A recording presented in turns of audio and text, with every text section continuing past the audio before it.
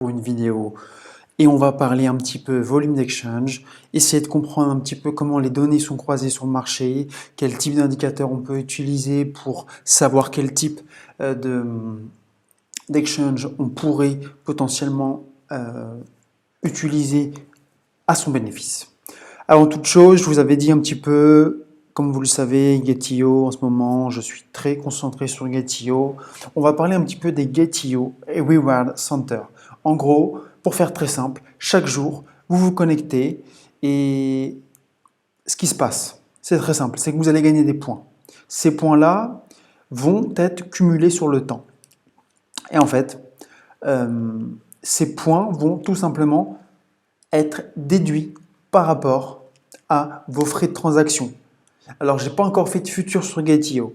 J'ai fait deux trades sur le Crypterium et sur le Baby Dogecoin et j'ai eu donc une ponction de ces points. D'accord?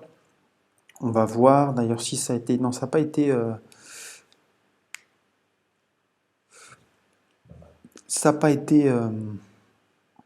Alors, on voit d'ailleurs que j'ai 2,1 points qui sont réclamés mais qui sont encore en attente.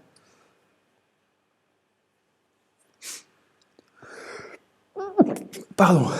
Non, ils ont 7 jours d'attente consécutive, mais ils ont quand même été réclamés. D'accord.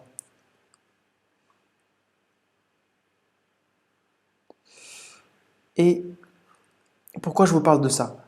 Parce que comme vous le savez, sur d'autres exchanges, le token de gouvernance va tout simplement être le token euh, qui va tout simplement prendre vos frais, en gros. C'est-à-dire qu'on va utiliser le token de gouvernance et il sera déduit de votre balance pour prendre les frais de transaction. Ce sera également les frais rattachés à la blockchain. Et actuellement, Getio ne fait pas encore ce principe-là. C'est-à-dire qu'ils ont fait ce principe-là avec les Getio Point. Ces Getio Point ne déduisent donc vos futurs frais de transaction et dans un futur proche seront rattachés au token de gouvernance directement. C'est-à-dire que je pense que ces points-là disparaîtront et donc le token de gouvernance brûlera au fur et à mesure que vous ayez les transactions. D'accord? Alors pourquoi je vous parle de ça? Parce que comme vous le savez, plus on réduit nos frais, plus on augmente notre ROI et plus on a un portefeuille qui se comporte bien, même quand le marché est très tendancieux et même quand nous sommes en panique. Donc ça, c'était une petite reward, enfin une petite option, une petite mise à jour dont je voulais vous parler. D'accord? Moi, ça fait 11 jours consécutifs. Ils font pas comme sur téléphone où on voit tout simplement, on voit un petit peu quand même toutes les actualités du moment. Donc, pour une personne qui souhaiterait tout simplement aller chercher un petit peu plus que de l'achat ou de revente de, de tokens, il y a de quoi faire. Il y a de quoi faire. On peut, bien entendu, vivre de son portefeuille. Maintenant, ça nécessite beaucoup de temps, ça nécessite des compétences, ça nécessite un savoir-faire, de l'apprentissage, de la remise en question en permanence et c'est sur ça que je me positionne, d'accord? Je vous montre tout ça parce qu'en dehors de l'aspect spéculatif, je pense qu'il est important de comprendre comment générer de l'argent autre qu'avec le token. Ok? En ce moment, gros listing sur les métaverses au niveau de Getio et d'autres exchanges. On reste concentré sur Getio et de toute manière, on va passer tout de suite sur deux autres plateformes. On va passer dans un premier temps sur CoinMarketCap. Et donc nous sommes sur les principaux échanges ponctuels de crypto-monnaies. Alors comme on peut le voir, CoinMarketCap classe et note les échanges en fonction du trafic, de la liquidité, des volumes de négociation de la confiance, dans la légitimité des volumes de négociation signalés. Ce qu'on va faire, c'est qu'on va lire le tout. Nous suivons maintenant 309 échanges au comptant avec un volume total sur 24 heures de 287 milliards de dollars. Pour plus d'informations sur le classement des échanges, on clique ici et on ira voir un petit peu cet aspect-là. Parce que je pense qu'il est important de savoir où l'argent se situe et surtout dans quoi vous le mettez. Comme vous le savez, Getio Top 10 des exchanges, ça va varier par rapport à l'influence de votre centraliseur de données. CoinMarketCap a été racheté par Binance il y a de ça environ un an. D'accord? On peut voir que entre hier et aujourd'hui, par exemple, vu que je fais mon travail, aujourd'hui nous sommes le 10 mars, on peut voir que Getio reprend une place. Donc on peut voir également des volumes sur 24 heures de 1 230 000 $, 217 000. On a une liquidité, donc moyenne de liquidité 539. Je pense que ce sont des millions d'euros. Je n'en sais strictement rien vu que ce n'est pas indiqué. On peut voir donc des visites, regardez bien, hein, des visites hebdomadaires de 5 367 322 par semaine, une quantité de marché de 2290 et donc une pièce nombre de paires 1316. D'accord? Quand on voit ça, moi je suis désolé, quand je vois ça et que je vois un Getio en 8e position, vu que je travaille avec eux depuis maintenant un mois, je fais des calculs. Je fais les calculs et ok, la première réflexion qui me vient, c'est qu'il y a un problème de liquidité. En effet, quand on compare les liquidités de Getio par rapport à, il n'y en a pas beaucoup, hein, à Huobi, KuCoin, Kraken, qui n'est pas un échangeur décentralisé, enfin qui n'est pas un échangeur, c'est une plateforme où vous pouvez acheter et revendre des crypto-monnaies. Donc si, c'est peut-être si, c'est un échangeur, pardon, je dis des bêtises. FTX, très très grosse plateforme, qui a plus de 2 milliards de...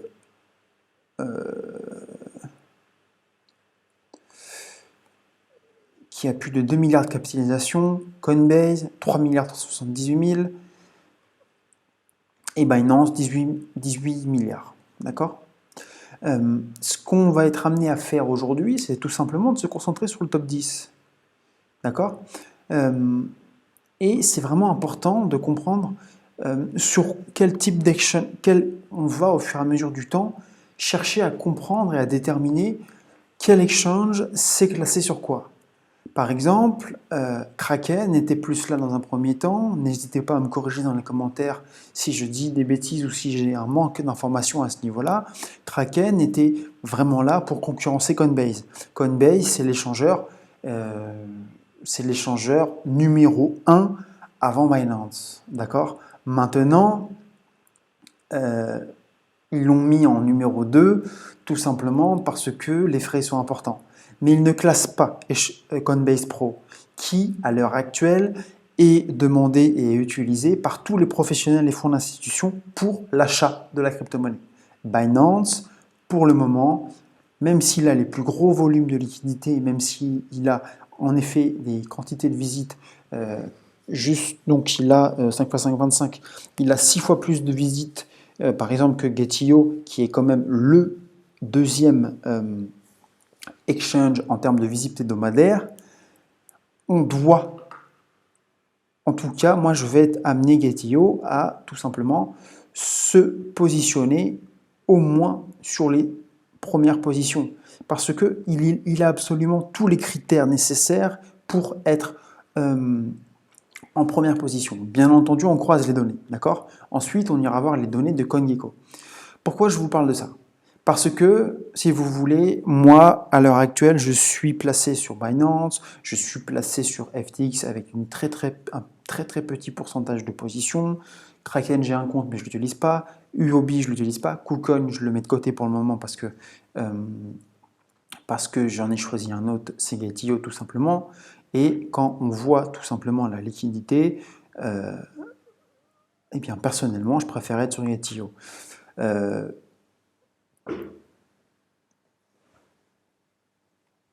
Bybit, je suis dessus aussi. Et en fait, pourquoi je suis sur Bybit, pourquoi je suis sur Getio, pourquoi je suis sur FTX, pourquoi je suis sur Coinbase, pourquoi je suis sur Binance? Parce que déjà, je ne veux pas centraliser mon portefeuille sur un exchange. Deuxièmement, chaque plateforme va avoir un token de gouvernance. Et les tokens de gouvernance sont vraiment pour moi un bet, donc un tips à aller chercher sur du 1 an, 2 ans. pour faire des ratios d'investissement très intéressants. C'est-à-dire que je suis en train de commencer mon lissage sur le Gate Token. J'ai commencé bien avant le Gate.io. J'ai commencé il y a environ 4 mois mon lissage sur Bybit et je vais continuer de le faire, que ce soit à la hausse ou à la baisse, jusqu'à qu'on ait enfin des ratios intéressants. Et en fait, c'est ça que je vise. Ce que je vise, moi, c'est le futur de cette capitalisation. Actuellement, ce qu'on peut voir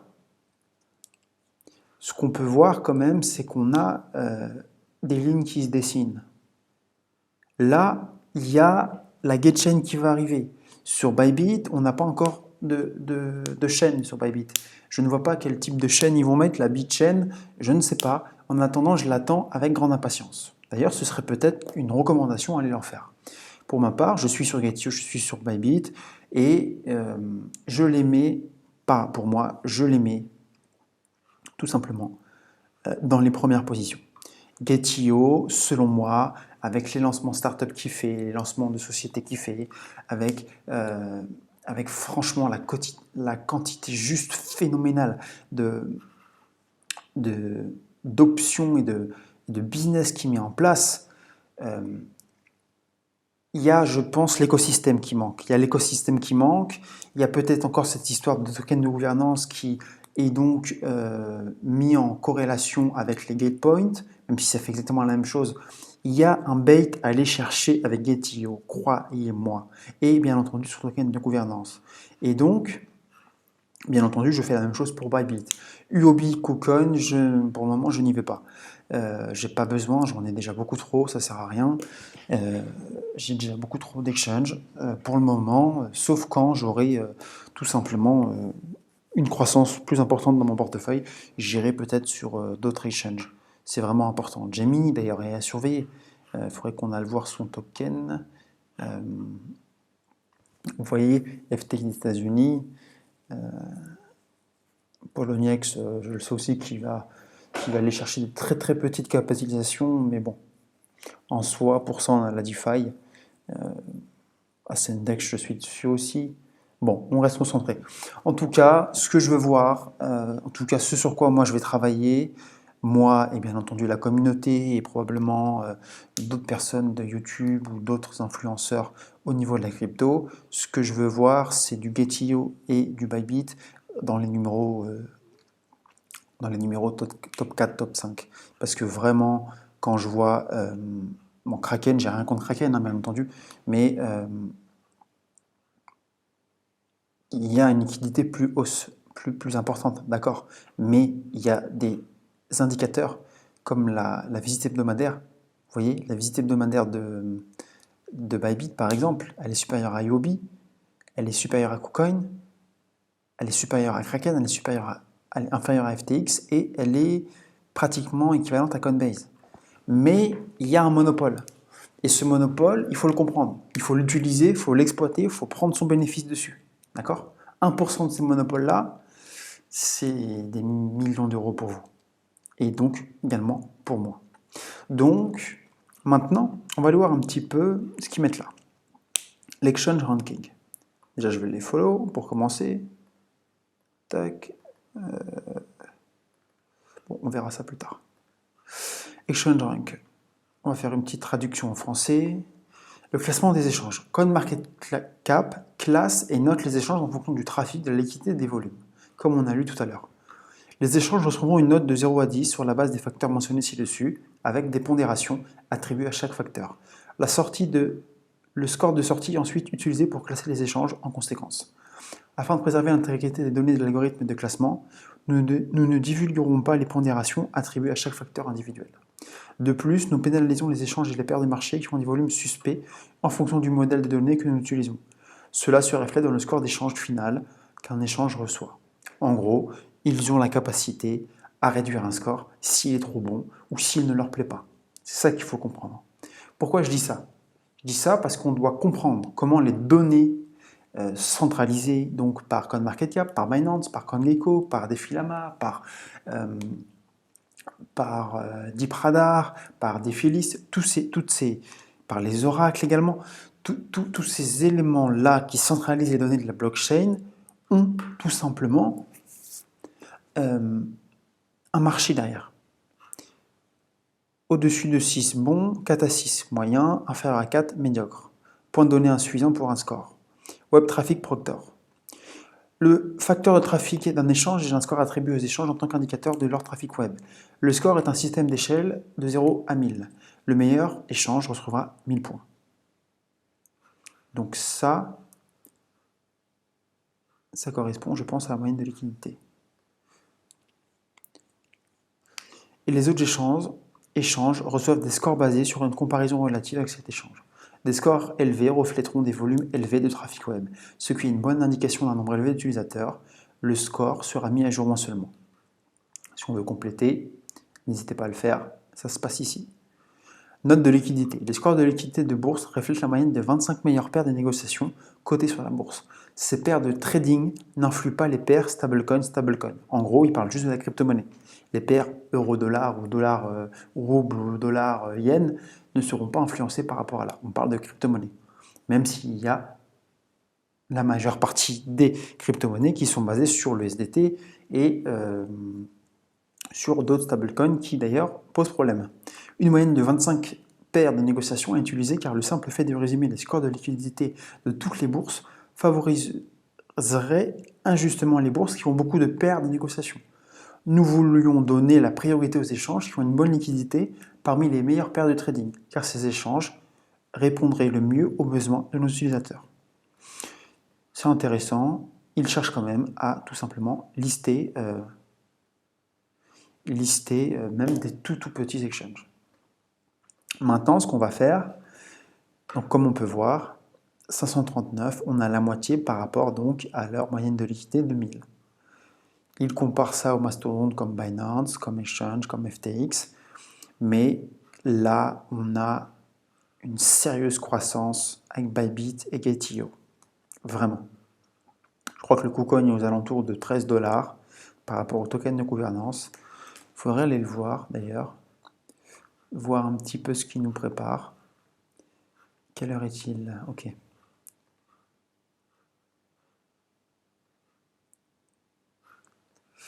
Donc maintenant sur CoinGecko, on fait la même chose. Plateforme d'échange, cours au comptant. Et donc, on peut voir qu'on a un Binance en première catégorie, on a un OKX que je ne connais pas du tout. Vous voyez, je n'en ai jamais entendu parler. Coinbase, troisième position. Ce qui est marrant, c'est que là, on a un crypto.com à la place de Kraken. KuCoin, FTX, 5 et 6. UOB Global, 7, 7e. Bitmart, je ne connais pas. Et Mex Global, enfin je le connais, mais je n'y suis pas allé. Et donc, on a un Bybit en troisième position. Donc, ce qui est intéressant et ce sur quoi je vous invite à travailler, à faire vos propres recherches, à me donner votre avis dans les commentaires, c'est pourquoi il y a des exchanges comme ça qui sont listés différemment. Par quel biais? Quel biais CoinMarketCap a à mettre, par exemple, FTX en troisième position et mettre un OKX en deuxième position, alors qu'il est 18e sur CoinMarketCap, avec un volume de liquidité de 4 816 000, 4 milliards 816 000, beaucoup plus que Gate.io par exemple, mais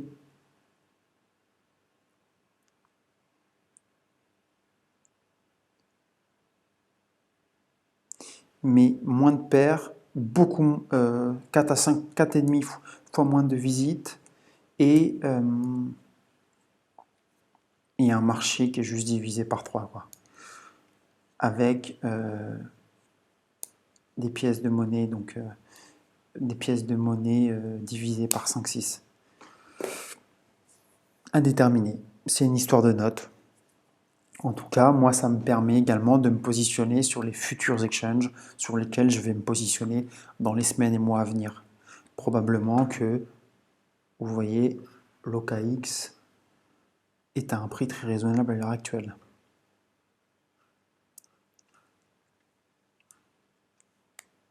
Et non, c'est pas le cas. 16 $, 18 $. Ok, on va aller en prendre un autre. Donc on peut voir qu'il y a déjà eu une croissance différente. Ce serait intéressant d'aller les analyser. Ce serait très intéressant. Sur un an, il est monté à 40 $, donc il y a déjà eu de la croissance. C'est aussi, pardon, par ce type de biais qu'on peut avoir des indicateurs. Par exemple, Bitmark, 30 centimes. Vous voyez où je veux en venir et sur quel type de position je suis en train de travailler actuellement. C'est les échanges de demain, ou la croissance de demain. Pas celle d'aujourd'hui, pas l'inconnu ou le méandre d'aujourd'hui.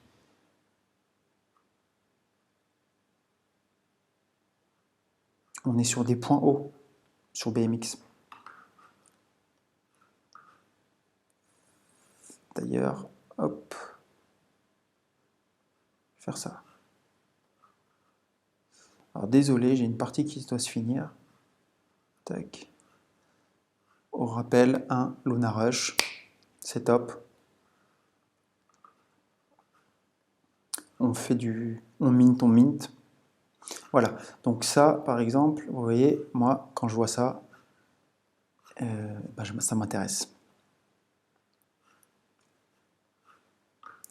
C'est important aussi de prendre des billets différents parce que, au final, Binance doit se sécuriser. CoinMarketCap doit, même si c'est la plus grosse plateforme pour les retail et également pour les professionnels, l'une des plus grosses plateformes, beaucoup parlent de FTX, Alameda, CZ s'est positionné comme un leader de ce marché.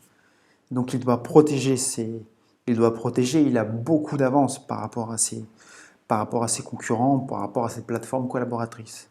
Mais nous, on veut le plus de bénéfices possible. Donc, c'est pour ça que, par exemple, Kokab, on l'a vu, on va aller voir Gemini, par exemple. Le prix du Gemini. Gemini, qui sont donc les deux frères qui, à la base, étaient à l'origine... D'accord. Qui, à la base, était à l'origine de Facebook, qui a été piqué donc par Mark Zuckerberg. Donc là, potentiellement, si on veut continuer ma logique des choses, potentiel, airdrop en devenir.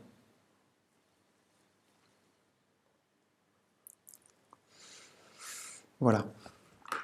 Donc là, si je continue, j'en ai pour plusieurs heures, mais c'est en ça que je veux vous amener à réfléchir.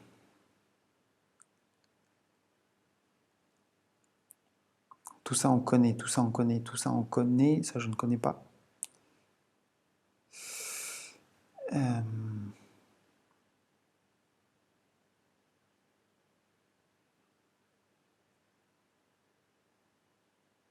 Femerex, Ascendex, d'accord. Probit, ça, je connais. Itoro X, je connais pas. Bitmart, vous voyez, 43e quand même. Alors ça s'explique par rapport au PR qui apporte beaucoup de volume. Le réseau Woo, d'ailleurs je vais vous faire une vidéo sur le réseau Woo. J'en ai des tokens Woo et ça pourrait être intéressant.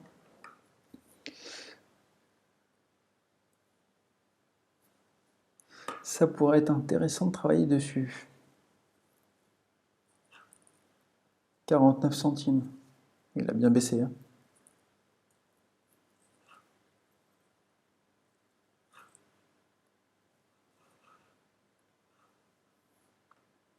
Donc vous voyez, il y a vraiment de quoi faire. Il y a vraiment de quoi faire.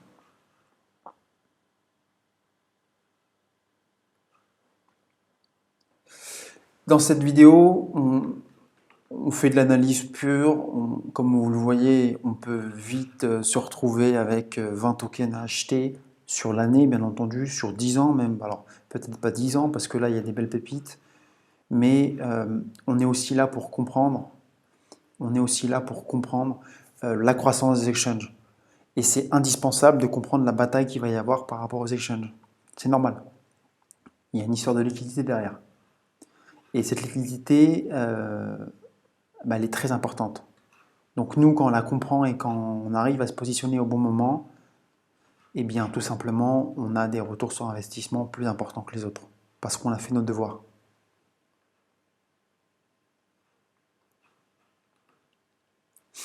Ok. Allez, on va en prendre une petite dernière. Une petite dernière. Alors, Hotbit, je le vois souvent, mais ça ne m'intéresse pas.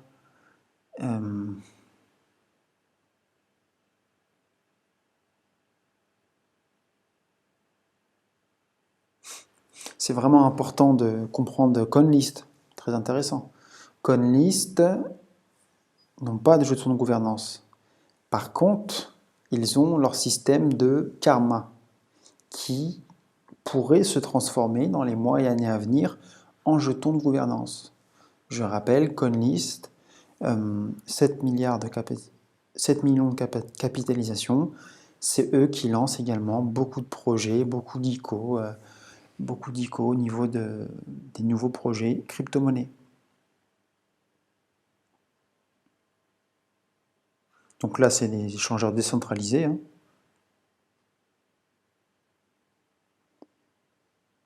Voilà. Voilà un petit peu pour les volumes d'échange. Je vais m'arrêter là pour cette vidéo. Et n'hésitez pas à liker, partager, s'abonner si vous souhaitez tout simplement euh, que je vous envoie la newsletter concernant les petits business de la semaine et les petites actualités de la semaine sur une quantité de projets, une quantité de news. Eh bien, n'hésitez pas à liker, partager, s'abonner, à aller sur mon site gotivilo.fr et donc vous vous abonnez à la newsletter. Rejoignez le groupe Telegram, comme ça, si vous avez besoin de communiquer directement, eh bien, ce sera rattaché au groupe Telegram. À partir des 1000 abonnés, 300 personnes éligibles à un airdrop sur mon token, mon token qui est en plein développement. Excellente journée à vous, à très très bientôt. Gotivilo.